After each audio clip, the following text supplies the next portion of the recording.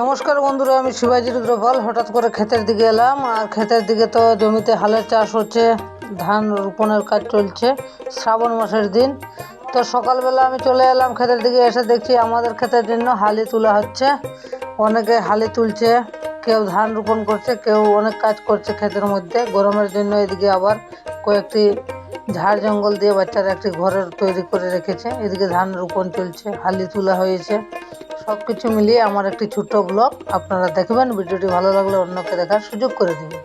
এই দেখুন, পেকের মধ্যে হালি তোলা হচ্ছে, এটাকে পেকের হালি বলে। আর আগে যেটা ছিল সেটা শুকনো হালি। এদিকে ছোটো ট্র্যাক্টরও চলে এসেছে, সেই খেতে চাষ করবে। আর সেই লবণ চা, লিগার চা যেটা, সেটা এক বোতল এনে রেখেছে লবণ চা খাওয়ার জন্য। তো জমিতে যারা চাষ করে তারা বেশির অংশ লবণ চাই খায়। লবণ চা যারা প্রতিনিয়ত খেয়ে যায়, ওদের দাঁতের সমস্যা খুব কম হয়। তারাই নিজেই বলেছে, যারা বাগান অঞ্চলের মানুষ বেশিরভাগ বাগানে চা পাতার কাজ করেন, ওনারা লিগার চা সবসময় খান, লবণ চা।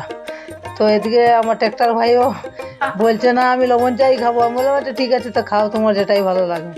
দেখতে দেখতে ছোট্ট একটি ট্র্যাক্টর অনেক সুন্দর হাল চাষ করছে। ক্ষেতের আইল উইল এই সাইড ওই সাইড কাটা হচ্ছে। এদিকে বাচ্চারাও মনের আনন্দে খেতে ধান রোয়ার কাজ শুরু করেছে। দেখুন, সেই কাজগুলা করতে গেলে কোনো বয়সের তুলনা হয় না। যে যার কাজ আপনি যদি প্রশিক্ষণ দিয়ে রাখেন, শিক্ষা রাখেন, যে কোনো সময় করতে পারবেন। এতে কিন্তু কোনো সমস্যা হবে না। যে বড় মানুষ ছোটো মানুষ সেরকম কিছু নাই। দেখুন, কাজ করতে করতে কাজে অভ্যস্ত হয়ে যাবেন।